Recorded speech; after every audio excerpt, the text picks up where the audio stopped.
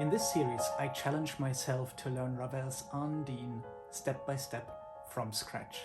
Join me on my journey. We've really hit the point now where the grind starts, where we really have to be disciplined about not falling into a mindless repetition and keep momentum up by keeping concentration up.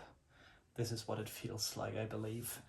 But one advantage of our approach here is that we keep repeating previous sections, so any sort of thing that we've encountered and that we've routinized a little bit, we have a chance to reevaluate. So let's make the most out of this opportunity. And we're hitting the sparkle bridge again, one of my favorite bits so far. That's nice. So we do the 2 bars leading into it and then the bridge itself. Cool.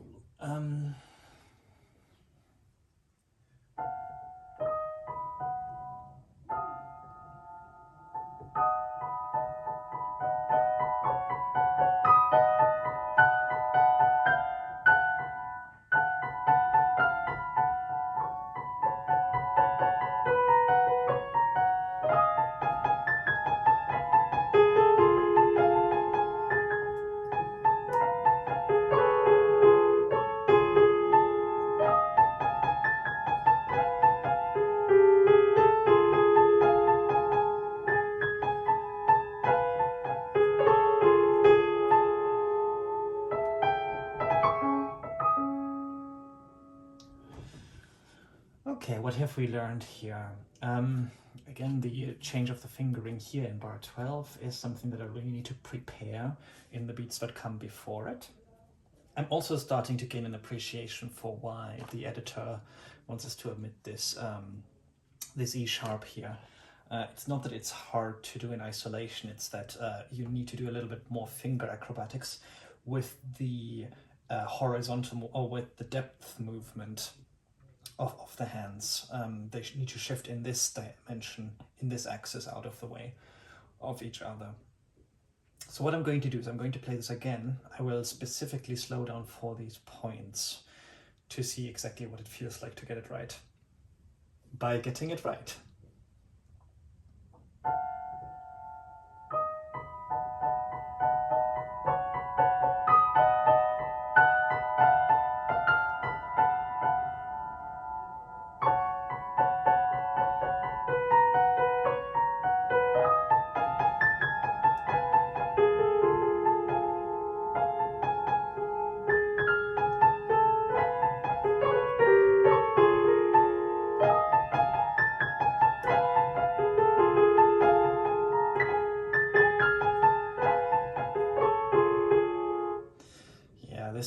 This thing that I've just executed, I wouldn't be able to do this at speed. There was too much of a, too much of a hook.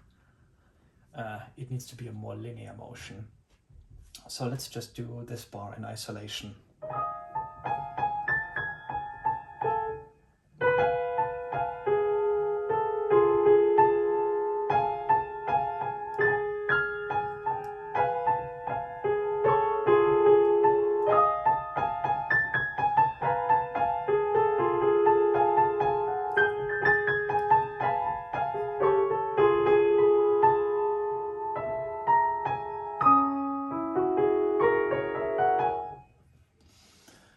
It's definitely possible, and again, I keep being confused as to why this was omitted. It's not like it's a little bit awkward, but it's not a completely different category of difficulty to what we've seen before. I think we should just go with the urtext of actually playing this note. So.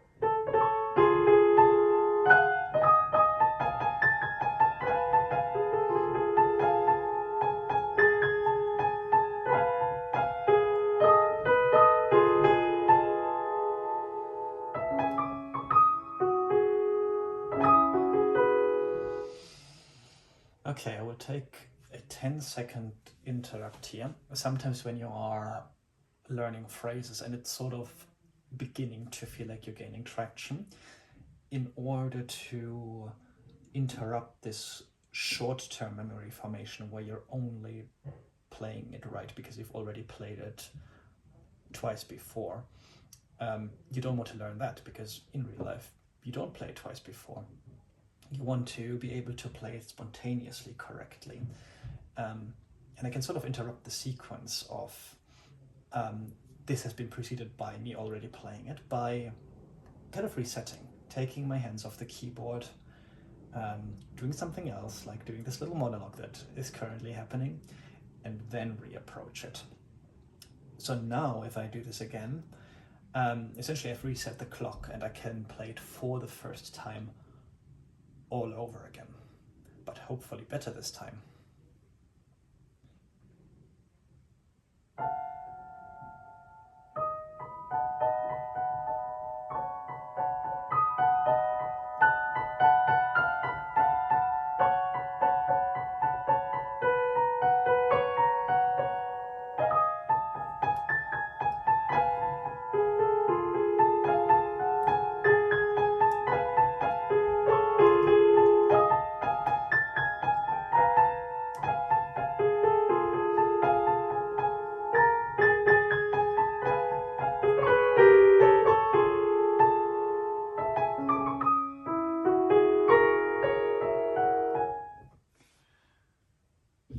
Yeah, okay, that was useful.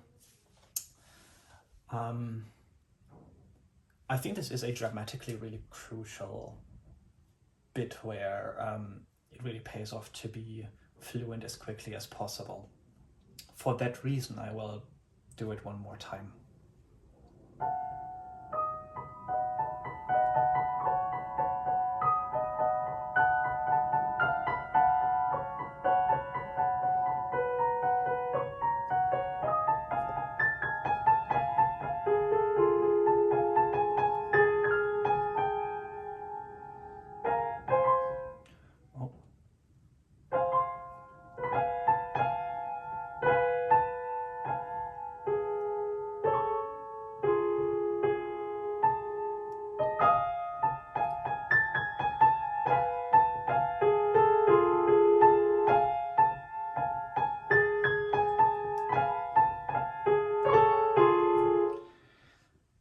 Okay, I think I now have a feeling for what's difficult here. So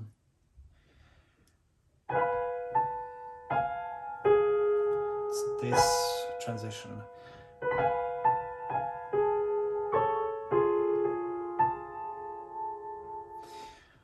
So the trick is to get my left hand out of the way from this B natural as quickly as I can, and just rely on pedaling for sustaining it. So, in other words, do it a little bit like this.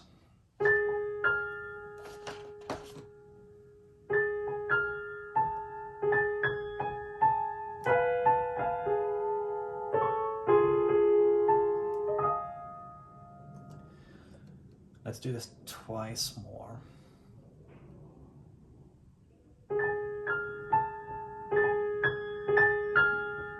I need to get out of the way here to hit that G sharp, then I need to get out of the way here to allow my my right hand to travel, and then this one I should also clear early to allow the travel back. So this is actually a very hands-off playing, even if in the notation it doesn't look like it.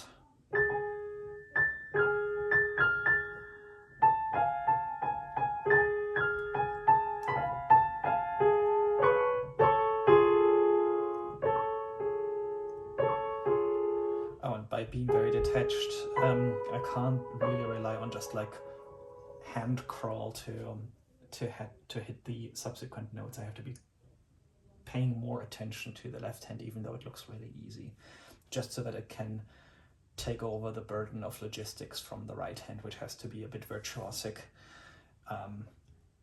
in that moment.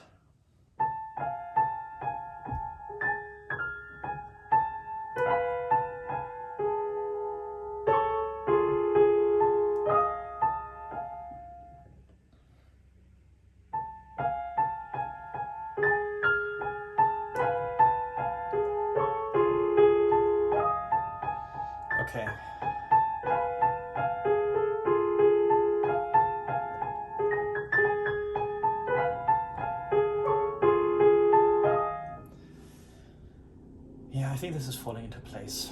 I don't want to over practice it, so let's move on to the next thing, which is another 4-bar bit, 18 to 21. So going into the page turn from these arpeggio runs here.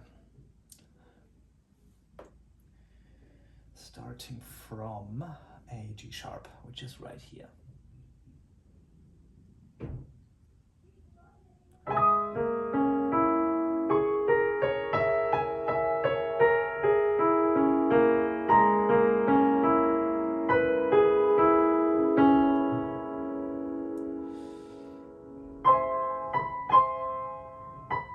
I need to prepare my right hand here very carefully.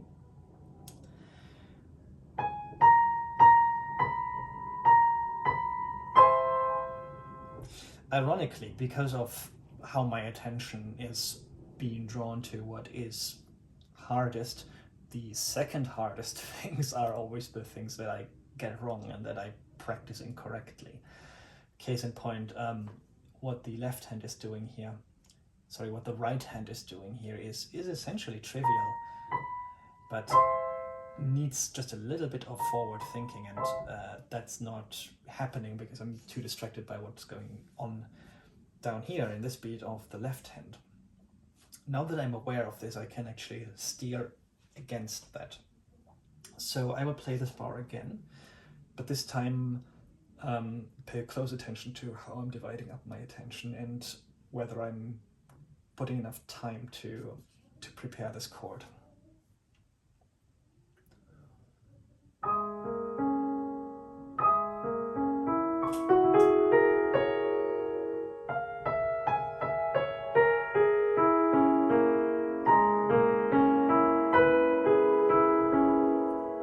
And again. Yeah, okay. Now we have to play it very slowly in response to it not working out very well. So I'm gonna speed up for the first beat and a half, but then as we approach the difficult bit, I'll slow down.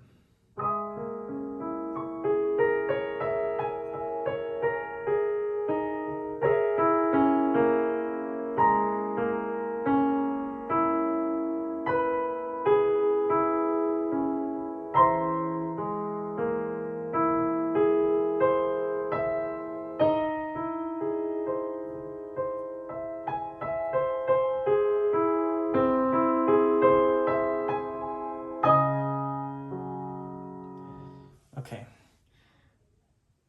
better. By the way, even though the current task is to play these 4 bars, 18 to 21, that does not mean that I can't pause and drill down into smaller bits to iron those out. One of the big mistakes in practicing is to play things from start to finish. Often that can be the entire piece or an entire section or an entire system, or even an entire bar. Just drill down at your heart's content. Right now what I want to do is sort out this beat, so that's what I'm going to be doing until it is at the level of the surrounding notes, and then I can work on integrating it with the wider phrase that I'm currently practicing. Smaller is better in this regard. Obviously there's an ad absurdum limit to this, because the more you fragment, the more you have to work to reintegrate it with the context. But as a rule of thumb, most pianists learn in chunks that are too big and obviously too fast as well. So let's practice a very small bit, very slowly, and make meaningful progress in the time that we have.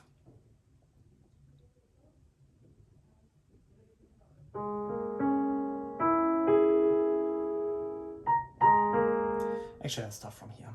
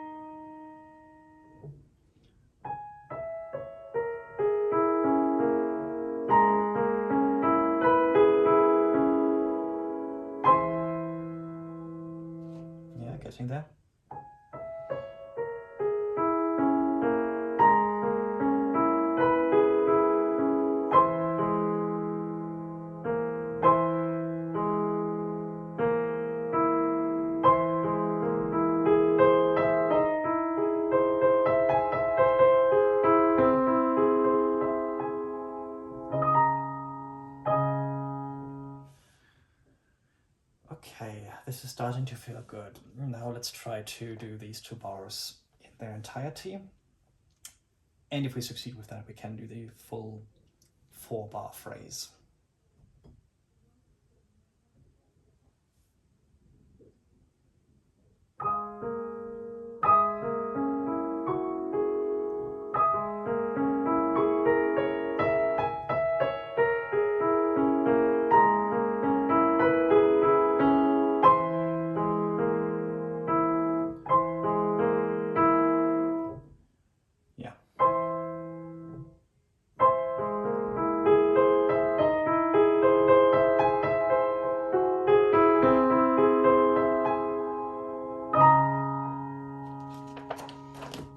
To work on this transition, but let's keep going for now.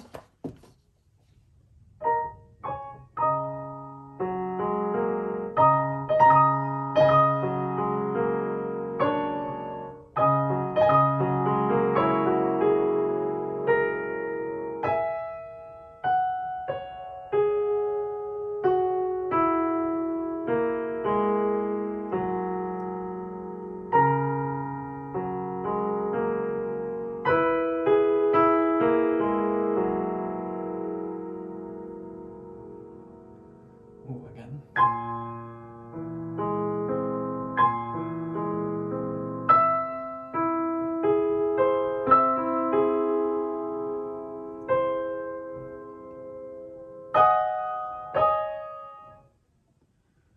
Oops.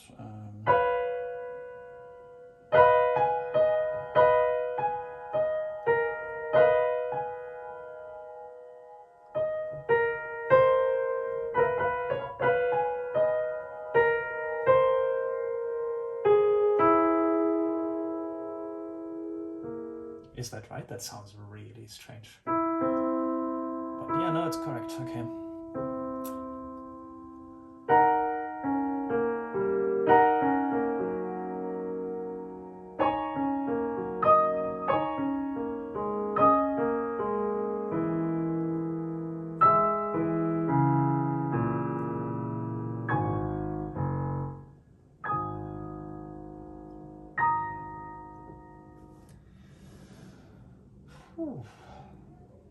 We're working hard, everybody. We're working hard.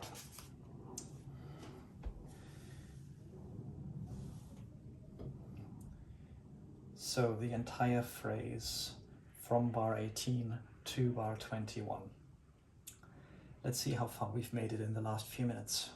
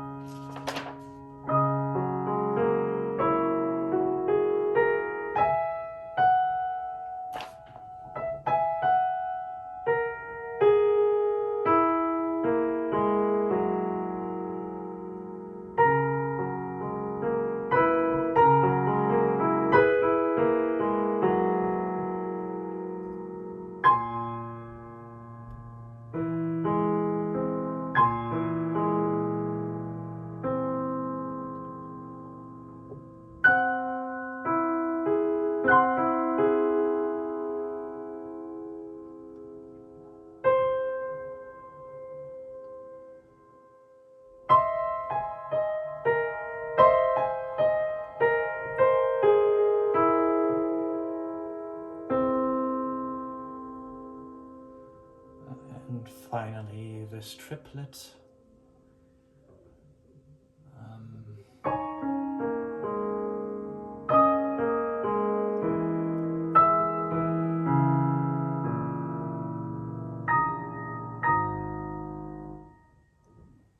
Okay. We are building a foundation. Have we learned the notes of these bars? Not yet. Have we given our memory enough food to consolidate this and make progress? Yes. So on that basis, we can wrap up this session and pick it up next time. We are entering a phase where there's a lot of consolidation, a lot of revisiting bars that we have already met in order to find deeper memory and deeper intuition of how these flow. Insofar, we are not seeing as many new bars as we do in other sessions. And also I'm taking my sweet time with these last 4 ones, because they are setting me a couple of difficulties, textually speaking. But it is time for a break, and we can pick it up later.